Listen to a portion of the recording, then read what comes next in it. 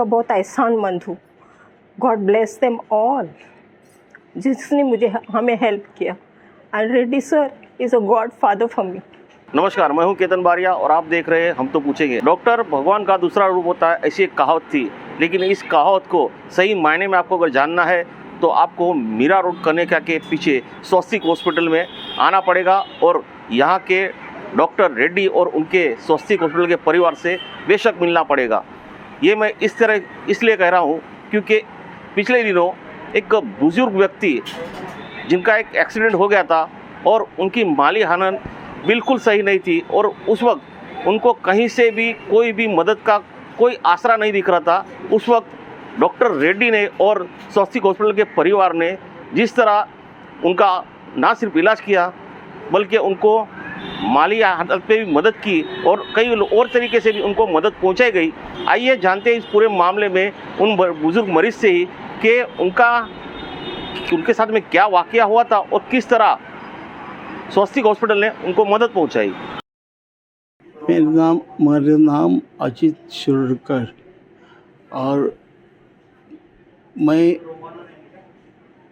एक दिन ट्रेन से सफ़र कर रहा था बम्बई में, तो स्टेशन भीड़ की वजह से गिर गया।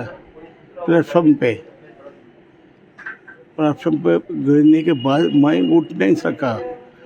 कुछ लोगों ने मुझे उठा के नज़दीक के बेंच पे बैठा दिया और इस तरह मैं लोगों का सहारा लेके अपने घर तक पहुंचा। उसके बाद से मुझे मेरा काम ये पैर काम करना छोड़ दिया। अस्पताल ने आपका यहाँ पर इलाज करने में क्या सहायता की? डॉक्टर रेड्डी जो है हमारे बहुत पुराने जानकार है, हम एक दूसरे को बहुत दिनों से जानते हैं। तो मैं उनके पास उनका अस्पताल में आया यहाँ और उनको मैंने दिखाया अपना पैर और उन्होंने सब स्टडी करने के बाद मुझे बता दिया कि इतना खर्चा इस ऑपरेशन को लिए ऑपरेशन करना पड़ेगा। मैं अस्पताल के लिए शुक्रगुजार हूँ जिन्होंने मेरी इतनी मदद की है। आउट ऑफ द वे जाके डॉक्टर रेड्डी ने मदद की है और कोऑपरेट किया है और मेरी सर्जरी करवा दी। पहले तो मुझे लगा हुआ है तो इसलिए हम यहाँ पर आ गए और इसके बाद पता चला कि इनका फ्रैक्चर हुआ है, तो उस वक्त मेरी हालत बहुत बुरी हुई। एक भी पैसा नहीं था, लेकिन रेड्डी सर ने हेल्प किया। आज हम रेड्डी सर को 7 साल से जानते हैं, जब वो शालू में डॉक्टर थे। फिर उनको बताया, बोले कोई बात नहीं हम करेंगे। फिर कुछ लोगों से बात की तो कुछ लोगों ने हेल्प किया, थोड़ा बहुत कुछ। ये सरिता नायक और उनके प्रशांत नायक करके है, उन्होंने थोड़ा हेल्प किया। फिर रेड्डी साहब से ने कहा आप फिक्र मत कीजिए, मैं हेल्प करूँगा। और ऑफ कोर्स जिन्होंने ऑपरेशन किया वो डॉक्टर ने भी हेल्प किया है। एनेस्थेसिया जिसने दिया उसने भी हेल्प किया। मतलब स्टाफ भी यहाँ का अच्छा है, सब लोग ने काफ़ी कोऑपरेट किया, काफ़ी हेल्प की है। ऐसे Reddy sir is a God for me. ये बताइएगा कि आप यहाँ पर जब उनको इस हालत में लेकर आए थे तो क्या आपको उम्मीद थी कि अस्पताल ऐसी आपकी मदद कर पाएगा? नहीं, उस वक्त तो नहीं लगा था, इसलिए मैं बहुत डर गई थी। लेकिन जब रेड्डी सर से बात हुई तब उन्होंने कहा कि डोंट वरी। तो काफ़ी मतलब थी, 4 दिन में सो नहीं पाई। फिर काफ़ी उनके साथ जो है ऋषिकेश जी, उन्होंने काफ़ी हेल्प की, मतलब समझाया मुझे कि आप फिक्र मत करो, आपका हम करेंगे, सब हेल्प करेंगे। फिर राजू सर है, उन्होंने भी काफ़ी हेल्प किया। मतलब सब यहाँ ने इतना मुझे कोऑपरेट किया कि शायद दूसरे हॉस्पिटल में कोई नहीं करता। आपके परिवार में कितने लोग हैं? अब फिलहाल तो कोई भी नहीं, हम दोनों ही है। तो आपके जो जीविका का जो साधन है, किस तरह से आप परिवार चला रहे हैं? जो था पहले आई हैड वर्कड, मैं पहले काम भी करती थी, तो जो था उससे चलाते रहे। ये ही as an director and I work as a hair stylist. तो मैंने 7 साल स्मिता पाटिल के साथ भी काम किया है, हेमा मालिनी के साथ भी काम किया है, काफ़ी इंग्लिश फिल्में भी की है मैंने। तो जो था वो पैसा खर्च करते करते मेरा मकान था वो बेचा, उसके बाद में वो भी खर्चा मैं चलाती रही। अब एक है हमारा इंस्टीट्यूट जो Jewish, I am a Jewish, तो हमारे सिनेगॉग से थोड़ा बहुत कुछ मिल जाता है, आप उसमें चलाते।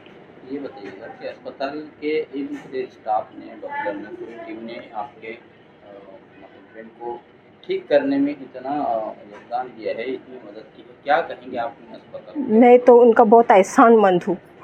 गॉड ब्लेस देम ऑल, जिसने मुझे हमें हेल्प किया। And Reddy sir is a God father for me. आपने देखा कि एक बुजुर्ग दाम्पत्य ने किस तरह कैमरे के सामने अपनी पूरे सत्य हालात बयां किए और साथ ही में इस हॉस्पिटल के सारे डॉक्टर वर्ग का आभार व्यक्त किया। तो आइए मिलते हैं उन डॉक्टरों से भी जिन्होंने इन बुजुर्ग असहाय दाम्पत्य को मदद की, उनका इलाज किया और मानवता धर्म का रक्षण किया। ये जो मरीज़ आप बात कर रहे हो उनका नाम है मिस्टर अजीत कुमार शिरोडकर, जो 15 मार्च 2022 को हमारे पास में शाम को 4:30-5 बजे के आसपास आए और उन्होंने अपनी स्टोरी हमको बताई कि वो रेलवे स्टेशन पे गिर गए हैं और वो हस्बैंड वाइफ दोनों ही घर में रहते हैं और घर में कोई भी इनकम का सोर्स नहीं है। वो इस हॉस्पिटल को इसलिए जानते थे कि कोविड के पीरियड में उन्होंने इस हॉस्पिटल में इलाज करवाया था और उस वक्त में भी हमने उनकी काफ़ी सहायता की थी। तो वो इस भरोसे पे आए कि यहाँ पे आने के बाद अपना इलाज किसी न किसी तरीके से हो ही जाएगा।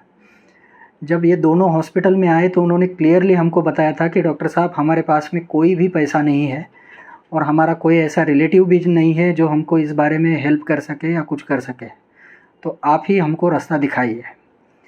तो हमने मानवता धर्म रखते हुए पहले तो पेशेंट को एडमिट कर लिया। उनको उस वक्त में आईसीयू में एडमिट करने की ज़रूरत थी, दवा का इलाज चालू कर दिया और फिर हमारे तरफ से ही हमने 2-3 जगह पे लोगों को रिक्वेस्ट किए, जिसमें हमारे हॉस्पिटल के काफ़ी करीबी मित्र मिस्टर शिवम मल्होत्रा, दूसरे सोनू सूद फाउंडेशन को हम जानते थे और तीसरा लोकल शिवसेना ऑफिस में भी आंटी की तरफ से ही हमने रिक्वेस्ट करवाया।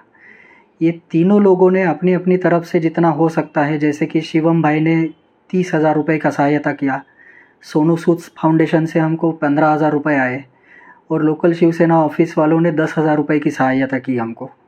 हालांकि इनका ऑपरेशन जो उनका हिप बोन टूट गया था उसको रिप्लेस करने का और 5 से 6 दिन आईसीयू और ऑपरेशन के बाद 8 से 10 दिन का जो हॉस्पिटल में रहने का खर्चा था वो टोटल एस्टिमेशन 2 लाख रुपए का था।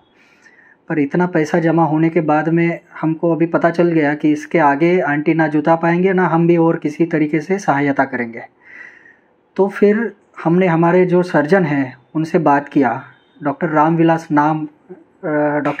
नाग जिनका नाम है, उन्होंने अपनी तरफ से क्लियरली बोला कि डॉक्टर साहब मैं इस ऑपरेशन के लिए मरीज़ से 1 रुपया भी बिना लिए काम करूँगा। और डॉक्टर विजय रंगानी जो एनेस्थीसिया वाले डॉक्टर हैं उन्होंने भी बोला कि सिर्फ दवाइयों का खर्चा मरीज़ से लिया जाएगा, बाकी हम डॉक्टर के काम करने का कोई पैसा उनसे लेंगे नहीं। तो ऐसे तय होने के बाद में लास्ट मंडे को हमने पेशेंट का ऑपरेशन करवाया और अभी पेशेंट काफ़ी अच्छा है।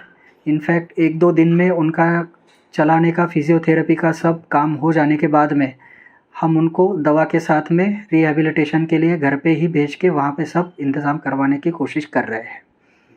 पर ये काम में जो लोगों ने हमको सहायता की, हम सबको धन्यवाद देना चाहते हैं कि एक गरीब की आज के काल में भी कोई नहीं होता है तो सब साथ में मिलके अपन उनकी सहायता करते हैं तो उनका इलाज हो जाता है।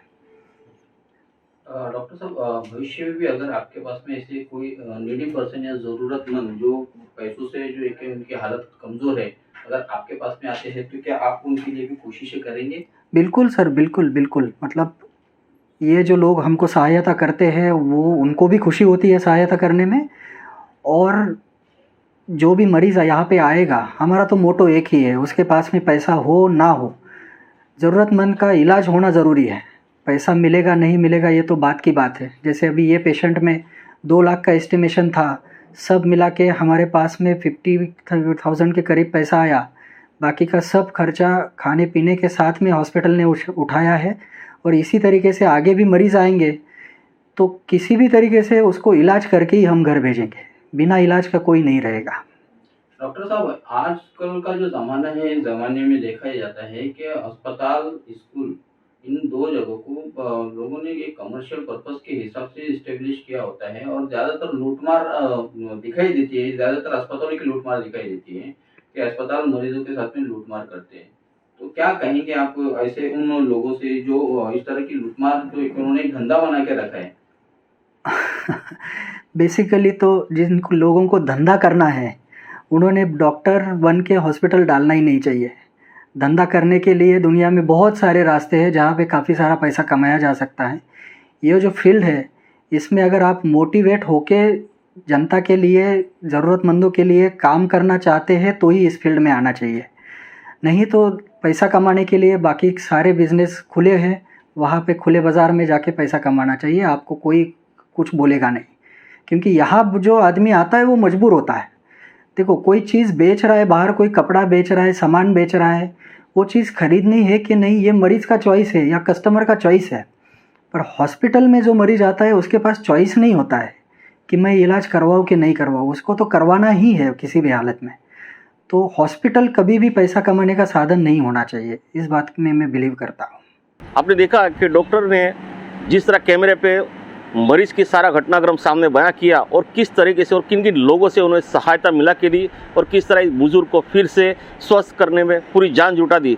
और साथ ही में उन्होंने अपने इस पेशे से जुड़े सारे हॉस्पिटल वालों से और डॉक्टर से भी ये अपील की है कि डॉक्टर का पेशा होता है लोगों को सहायता पहुँचने का, और व्यापार करने के लिए कई और रास्ते भी है। कैमरामैन अभिराज नायर के साथ केतन बारिया, मीरा रोड।